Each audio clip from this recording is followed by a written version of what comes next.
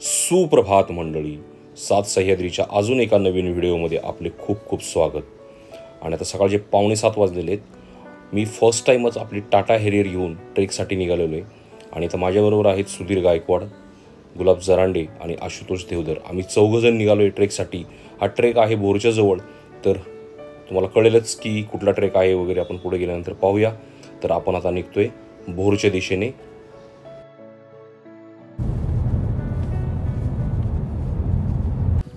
सह्याद्रीच्या पर्वतरांगातून उगम पावणारी नीरा नदी जेव्हा भोरच्या खाली येते तेव्हा एक ती छानसं बागदार वळण घेते आणि शिरवळकडे जाते. जेव्हा ही वळण घेते तेव्हा त्या वळणातून एक छानसा नेकलेससारखा आकार तयार होतो, म्हणून याला नेकलेस पॉईंट असं म्हणतात. खूप सुंदर असा व्ह्यू आहे.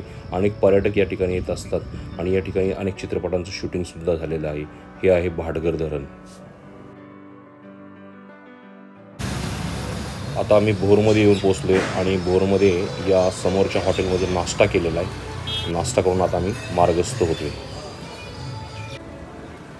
भोरमधून वरंदा घाटाच्या दिशेने आल्यानंतर रोडला आपल्याला निगुडघर नावाचं गाव लागतं आणि या निगुडघरमधून आम्ही आता लेफ्ट घेतलेला आहे आणि हा रस्ता पुढे जातो कुडली खुर्द.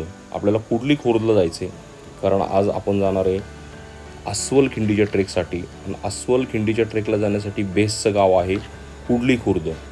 तर बरंचसं आतमध्ये गाव आहे. इथून 27 ते 28 किलोमीटर अंतर दाखवते.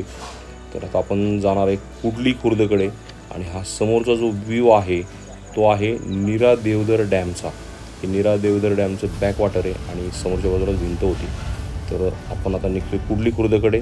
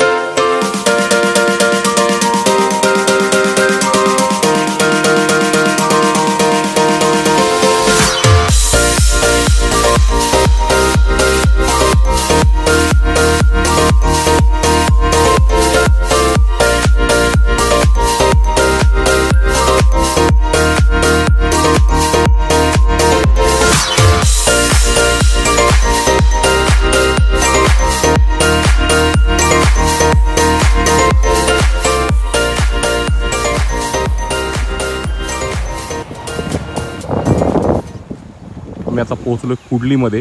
हे कुडली गाव आहे आणि या कुडली गावातूनच अस्वल खिंडीचा ट्रेकला सुरुवात होते. आता आम्ही इथून ट्रेक स्टार्ट करणार आहे. इथे कोणी स्थानिक गाईड मिळतो का पाहतोय, पण बरेचसे लोक नकार देत आहेत. हा आहे ज्ञानेश्वर कंक आणि आता सकाळचे 10:30 वाजलेले आहेत. आणि आम्ही ट्रेकला निघालो होतो, पण गावामध्ये आम्ही वाटाडे शोधत होतो. आम्हाला कोणी भेटलं नाही. पण ज्ञानेश्वर इथे फोनवरती बोलत होता आणि अचानक त्यांनी विचारलं आम्हाला की कुठे जाणार आहे. तर आम्ही सांगितलं की अस्वल खिंडीत जाणार आहे. तर त्यांनी म्हटलं की ठीक आहे, चला मी तुमच्याबरोबर येतो. म्हणजे असं झालं की आंधळा मागतो 1 डोळा आणि देव देतो 2 डोळे. तशी आज अवस्था झाली आमची. आणि ज्ञानेश्वर आता आमच्याबरोबर ट्रेकला निघालेला आहे. आम्ही त्याच्याबरोबर जाणार. पलीकडं हे ना महाबळेश्वर लागला ना तो. आता तुम्ही कडा दिसतो ना,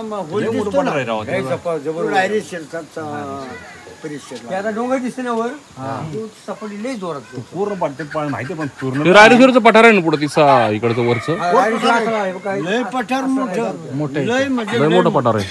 घोडा सोडला होता, एका दिवसात घोड्यावर हाताच नाही आलं. लय सपाटी झाडी, पण बारीक बारीक झाडी, बुटी झाडी. ते तीन पठार आहेत ना, रायरेश्वर, कोळेश्वर आणि महाबळेश्वर.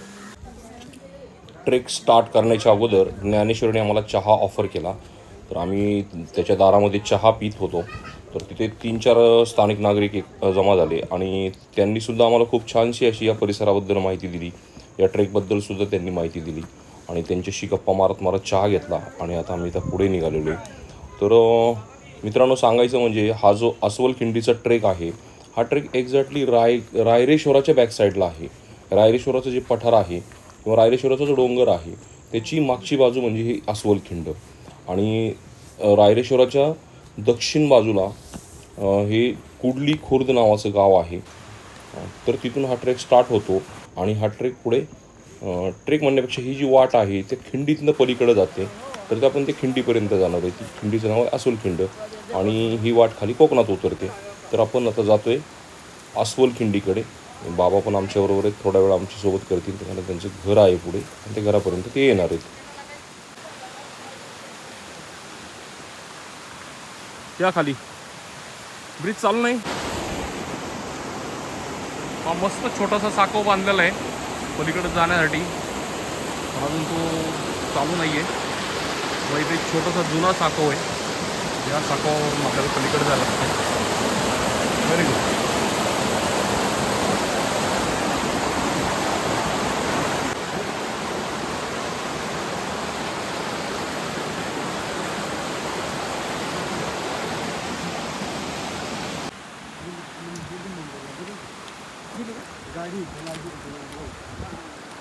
ही नदी कोणती? ओढा आहे का?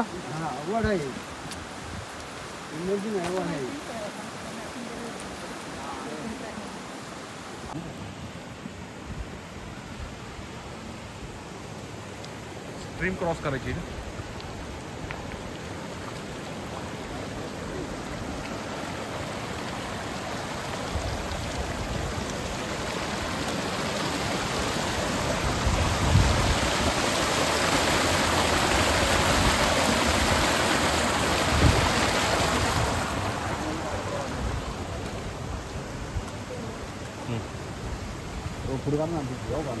चला.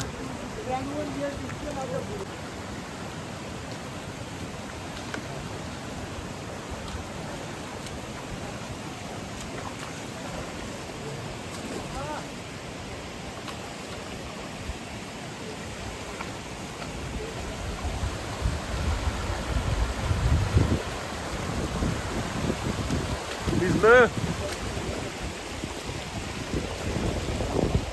काय बघताय?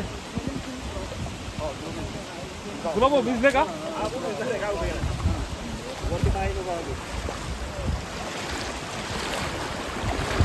पूर्ण भिजलो. डायमंड म्हणून त्याला प्रोसेस करून त्याला म्हणजे त्याचं आहे चेक करायचं, पण ते एवढं परफेक्टली धावत नाही त्याचं चेक केलेलं आहे. काय त्याच्यापासून डायमंड बनवतात? हे पण हे एकदम नॉर्मल रॉक आहे.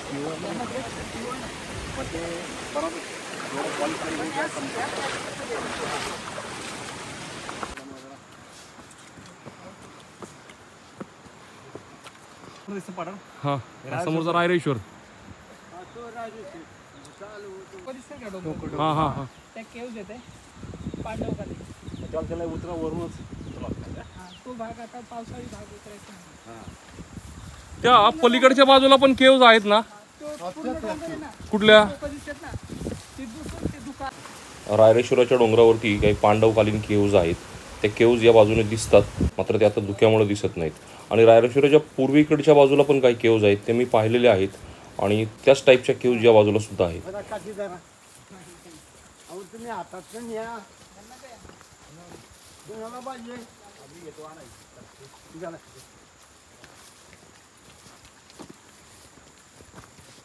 घ्या बाबांची काठी घ्या, परत ती आल्यावर द्या इथे काठी. किती येणार परत आम्ही? बर. तुमचं काय नाव बाबा? बाळू दगडू कंक. कंक? हा. अरे बापरे, तुम्ही यशाची कंकाची वंशज आहे. कंकाचे आम्ही शिकले. वा वा वा वा, किती छान. हे जे घर आहे हे बाबांचं घर आहे आणि बाबा इथे राहतात. तर बाबा आता इथे थांबलेले आहे आणि आम्ही आता पुढे निघालेलो आहे. या कंक मामाच्या घरापासून रस्ता वर जातो अस्वल खिंडीकडे.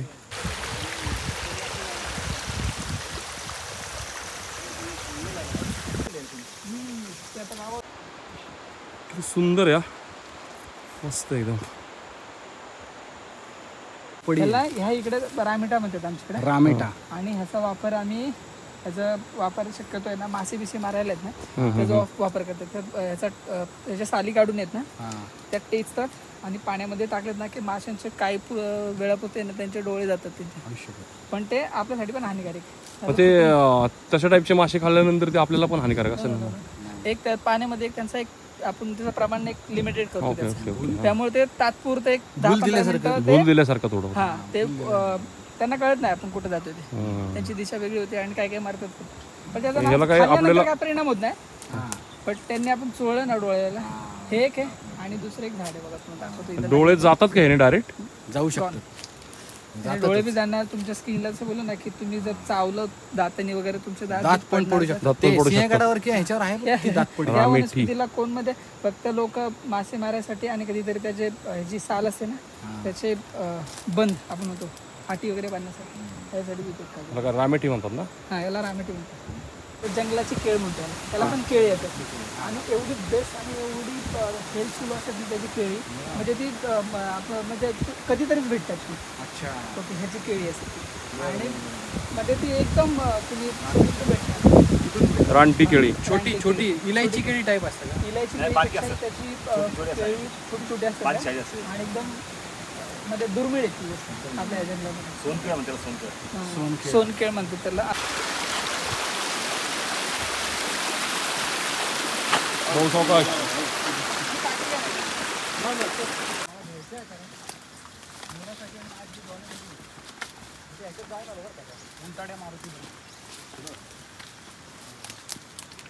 आपण भाजी केली ना तर आपले माशांचे अंडे असतात ना त्या प्रकारची सेस्ट टाकून तशी होते.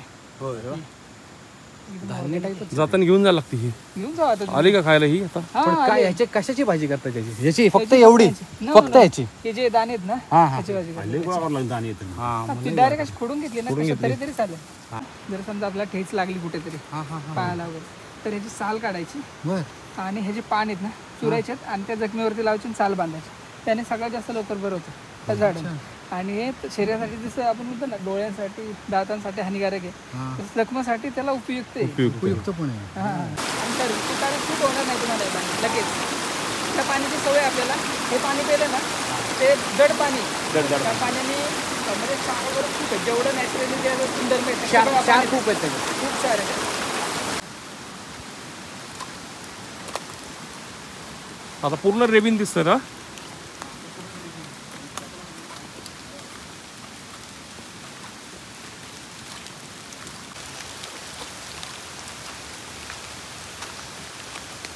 काय प्रॉब्लेम नाही तिथे जातो. हो शांती मस्त वाटे, भारी आहे.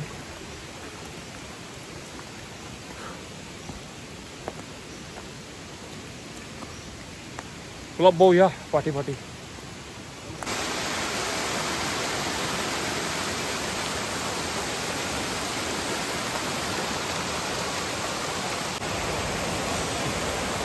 पावसाच्या पाण्याच्या प्रेशरनी संपूर्ण झाडी भुईसपाट झालेली. प्रचंड मोठे मोठे असे वृक्ष आहेत आणि ते पूर्णतः भुईसपाट झालेले दिसत आहेत.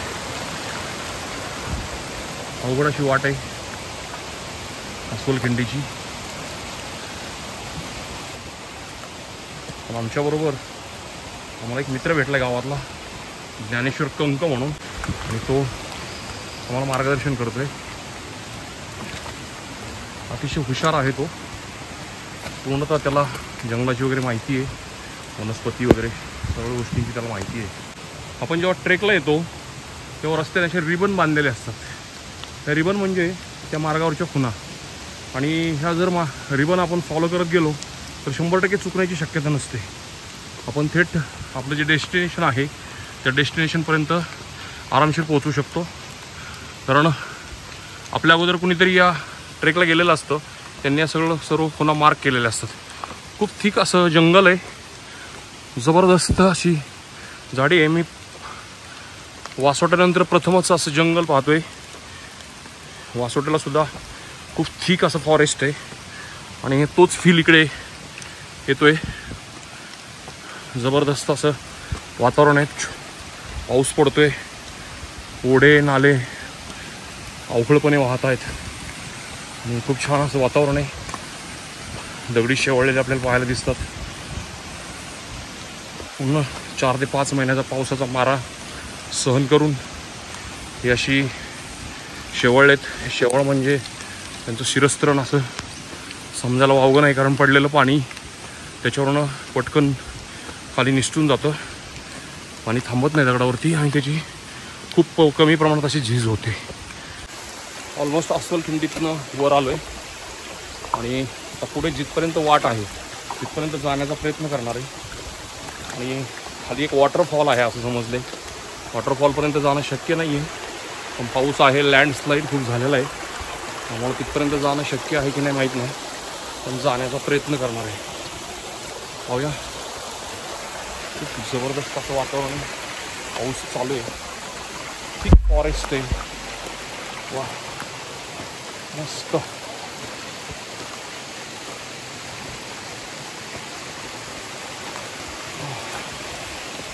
हा एक मोठा रॉक आहे इथे आणि हे आहे अस्वल खिंड. हा पूर्ण अस्वल खिंडीचाच परिसर आहे. खिंड म्हणजे निमुळती जागा किंवा एक डोंगर पास करून दुसऱ्या व्हॅलीमध्ये जिथून आपण एंटर करतो ती जागा म्हणजे खिंड. हिमालयामध्ये याला पास म्हणतात, आपल्याकडे खिंड. भाषेचा फरक आहे. आणि हा आमचा ज्ञानेश्वर कंक माहिती देतो आम्हाला.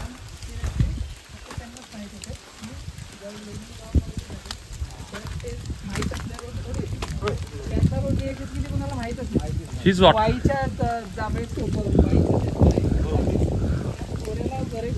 कनेक्ट झालेलं त्या खोऱ्यातून त्या वाटा सगळ्या पायवाटा कोकणात उतरणार आणि ह्या आपल्या पुणे जिल्ह्यामध्ये आणि ह्या वाटा तुम्हाला कुठं तिकडची सवय करायची, त्यांना मुवमेंट करायची तिकडे.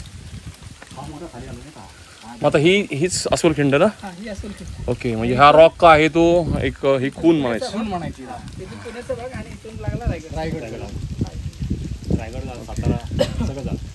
सातारा या साईडला, पुणे या साईडला रायगड. ही पश्चिम बाजू, ही पश्चिम बाजू. पूर्व, ही उत्तर आणि ही दक्षिण. रत्नागिरी. हां तिथून गेलं की तुम्ही कोयला, बोरवली वगैरे कोकणातली गावं आहेत ना इथली, ती गावं लागतात तिकडची. आणि इकडून महाडला पण जातो तुम्ही. आता ही वाट जाते कुठं खाली? ती खाली तुम्हाला कोकणावाली खाली जी ती स्टार्टिंगची गाव आहेत ना तिकडे घेऊन जातो. हा पूर्ण आता हा ट्रेक पूर्ण असा खाली आहे पूर्ण डाऊन आहे. तुम्हाला आता पण हा जरा हा इझी वे, ह्याच्यापेक्षा 90% हा एकदम उतार भाग. पाणी आणि सगळे वाटा तुटलेले असते तिकडे मध्ये एकदम. जेवढं जातील आपल्याला जेवढं शक्य आहे तेवढं जाऊ. रिबिन जिथपर्यंत आहेत आणि जिथपर्यंत पॉसिबल आहे तिथपर्यंत आपण जाऊ. काय ना आपण त्याला खूप वर्षापासून अस्वल खिंडीला येण्याची इच्छा होती, ते आज पूर्ण झाली. डोक्यात अस्वल बसलं होतं, ते उतरलं आज अस्वल. शिवाजीराव आपण 1-2-3 किलोमीटर तरी आलो असू का? हा 1 तास झाला आपण वॉक करतोय. आपण वैचार असला आपण कसं बसलो आपण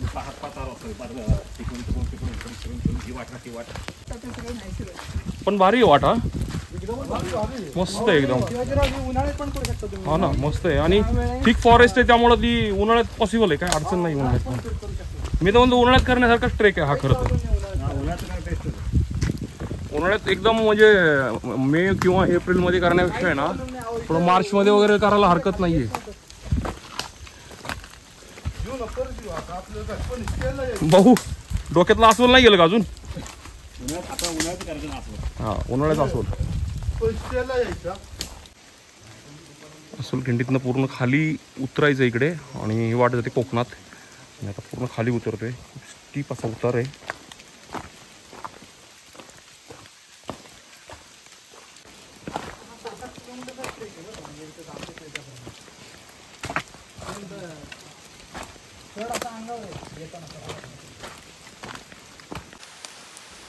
एक टप्पा उतरून बरचसं खाली आलोय आणि पुढे खूप छानसा व्ह्यू दिसतोय.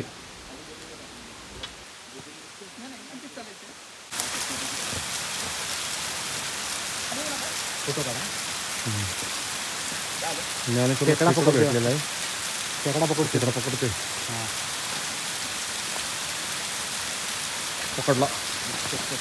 पकडला मोठा खेकडा पकडला. त्याला कुळ पण दिलं नाही त्याने.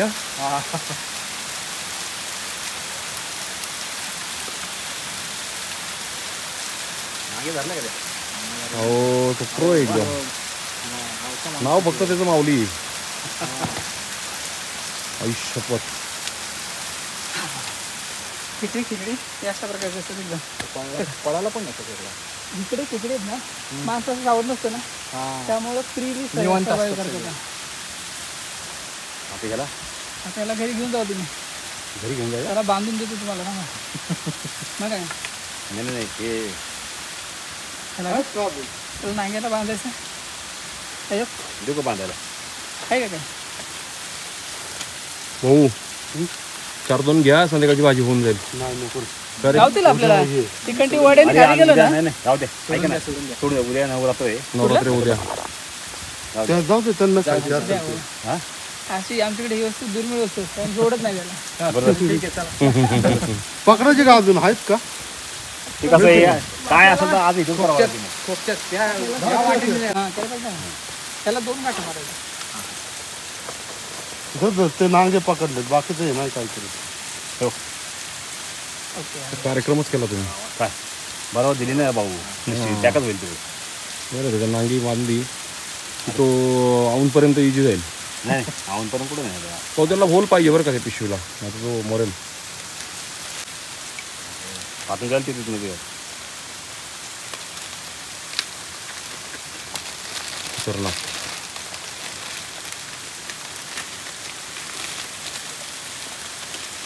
बघा असेल तर तुमच्या आजची भाजीची सोय करून जाऊ आपण. तुम्ही घेऊन जा ना. नाही ना म्हणून उद्या गड बसल्या रे आमच्या घरचे त्याला काय असं तर आजच खावं लागेल ते उद्या नाही हा खायचं. ना आमच्याकडे माणसं खातात. हा आमच्याकडे माणसाचं ह्याच्यावरती जीवन हा नाही. उपवास त्याच्यावर माणसं आमची मदत जगणार नाही.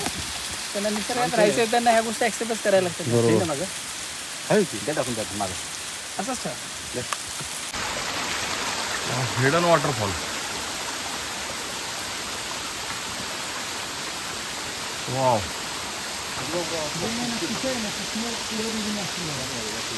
अस्वलखिंड उतरून बरंचसं खाली आलोय पण इथे तर थोडीशी वाट सापडत नाहीये. आहे का वाट?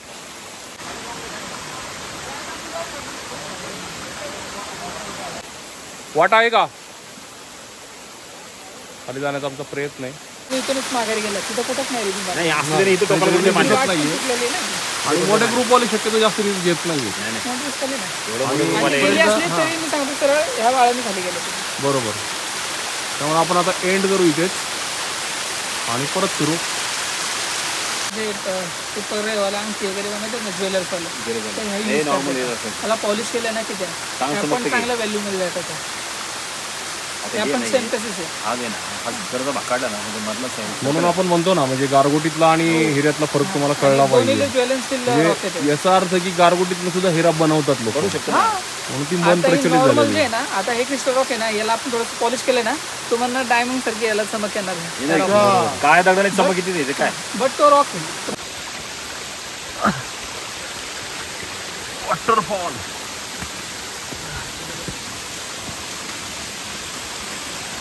जीपीएस काय सांगतो इथपर्यंतच आहे का? जीपीएस इथपर्यंतच आहे. रन एक्सप्लेनेशन मध्ये पण इथपर्यंत दाखवलेलं आहे. म्हणजे जीपीएस पण इथपर्यंत सांगते आणि रिबन पण इथपर्यंत सांगतात. म्हणजे मग ट्रेकचा एंड करायला हरकत नाही ते. तुमची मर्जी. जायचं असेल तर खाली जाऊ.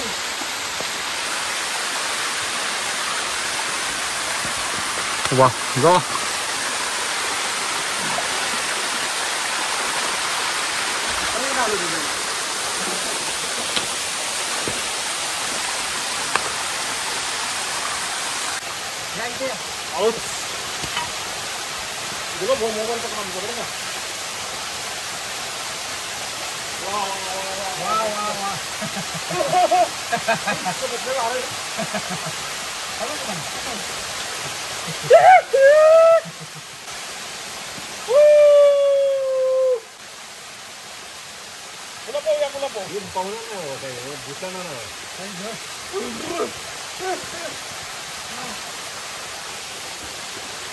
क्या बात आहे, मस्त मस्त मस्त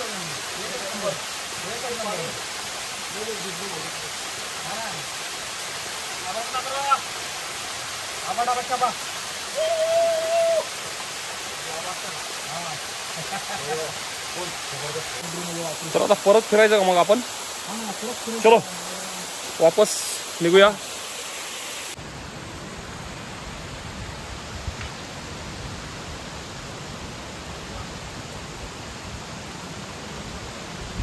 हे जे शिखर दिसतंय याच्या बाजूला अगदी इथे जी आहे ती अस्वल खिंड आहे. आम्ही आता तिथपर्यंत गेलो होतो आणि त्याच्या खाली उतरलो वॉटरफॉलपर्यंत आणि वॉटरफॉलपासून पुन्हा परत आलो आहे. आणि आता आम्ही पूर्ण अस्वल खिंडीचा जो डोंगर आहे तो उतरून खाली आलो आहे या ओढ्यापर्यंत. आणि ऑलमोस्ट आता आम्ही आता गावाकडे परतीच्या मार्गावरती आता काही गावात जाऊन फ्रेश होणार. जेवणाचा डब्बा आणलेला आहे त्याच्यावरती ताव मारणार.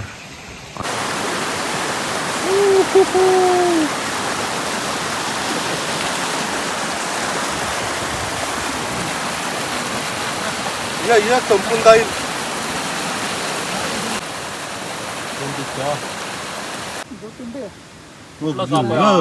मांडूळ नाही ना?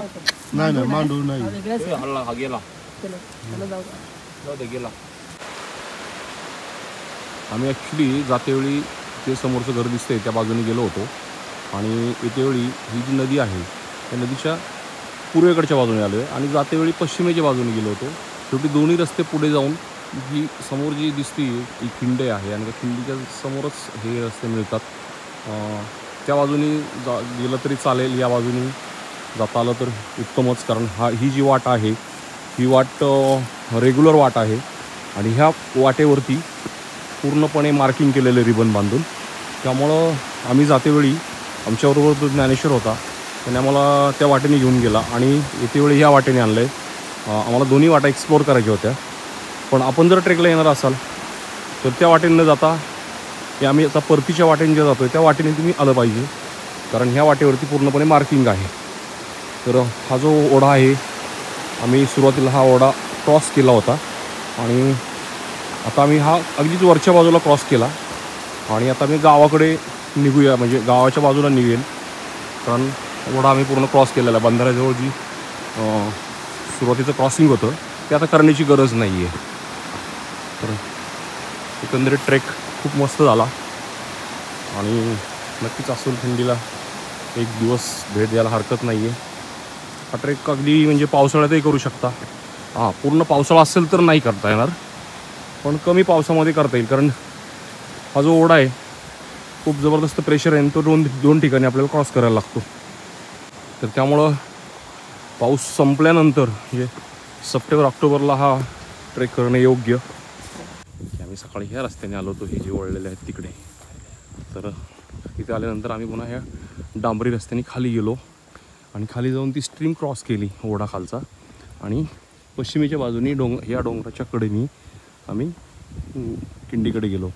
पण ॲक्च्युली इकडे न जाता या रस्त्याने जे खाली न जाता उजवीकडे न जाता डावीकडे थोड्या वर यायचं आणि ही समोर आपल्याला ह्या झाडावर एक रेबीन दिसते, इथून आतमध्ये जायचं. ओके, तर ऑलमोस्ट आता आम्ही पोचतोय गावामध्ये.